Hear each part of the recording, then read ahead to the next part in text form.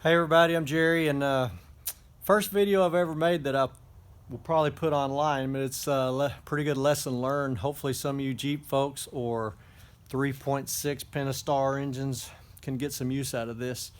I've done a whole lot of research online from all the videos posted prior to this one that has helped me tremendously. This is a 2012 Jeep Wrangler Unlimited. As you can see, I take pretty good care of it, pretty meticulous about it. And I noticed a while back, started getting the old radiator leak, but it was coming off of the bell housing, not up front. And I guess I should say radiator fluid leak, because it is not the radiator that was leaking. So I started doing a little research and found out everybody was pointing to what should be the oil cooler assembly or oil cooler housing. So if you notice those videos, if you've ever looked at any of them, there's a whole lot of work that goes in just to get down to the oil filter housing. And there's over there on that table is my intake manifold, the upper and the lower, air box, air hose over here. Where is it? These are the injector lines, and we finally get down to the oil filter housing. And I want to show you what I found. These two ports, this one and this one, flow radiator fluid, and I believe this one and the one in the back is oil. And let me take you out there and show you what I found, because it is actually pretty amazing. Got the new gaskets for everything going back together, but I just took this off today. And this is the oil filter housing. It is upside down right now, obviously. And if you look, seeing if I can get the sun on it just right in this is where the O-ring sits. And if you look right where that screwdriver is, it's all caved in. It goes in pretty deep. Just a little section from here to here, all caved in.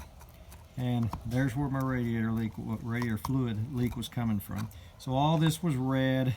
The engine valley, or the well as you call it, was full of radiator fluid, and it's somewhere around 3 inches deep of fluid. And I hooked up a like a heater hose, a rubber heater hose, and put it on my shop vac with some duct tape and sucked all that out of there, got it cleaned up. And anyway, started kind of researching why this part would be leaking. Where is the fluid coming from? So what I'm going to do is I've already ordered the part, and I went ahead went with Mopar brand. I read a whole lot yesterday on all these guys that's bought the aftermarkets, and so many of them, they've had problems with them. And this is way too much work to have a problem with this part. It took a long time to get to this part. But I went ahead and did the upgrade. As you can see, this is a solid top, and this is for the 2011, 2012, and actually maybe a few more. But this is a solid cap, so that takes one oil filter. And if you upgrade to the 214 and above, that's going to be a hollowed out, kind of like a honeycomb inside of this nut.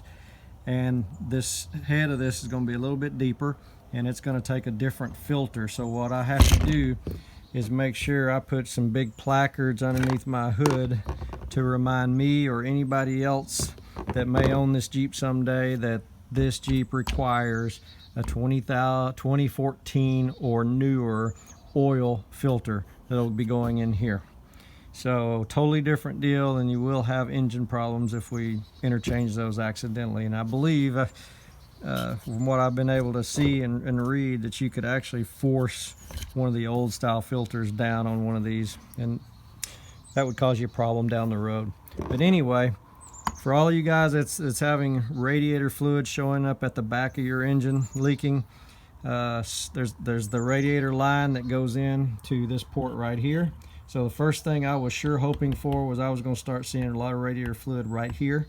So all I have to do is get me a good hose clamp, or maybe replace a line right here, and that's all my problem. But when I got down to this, man, it was dry as a bone, looked good.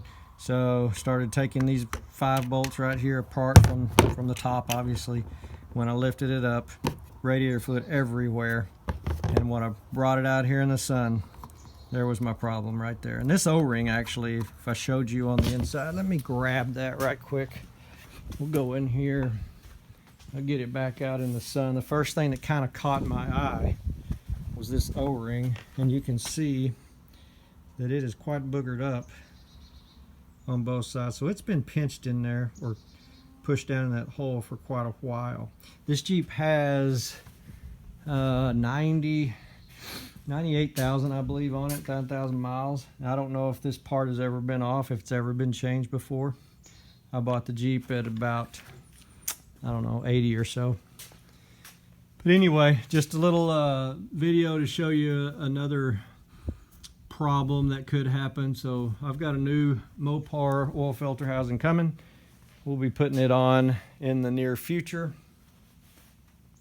And anyway, waiting for the part. Hope you find this a little bit helpful.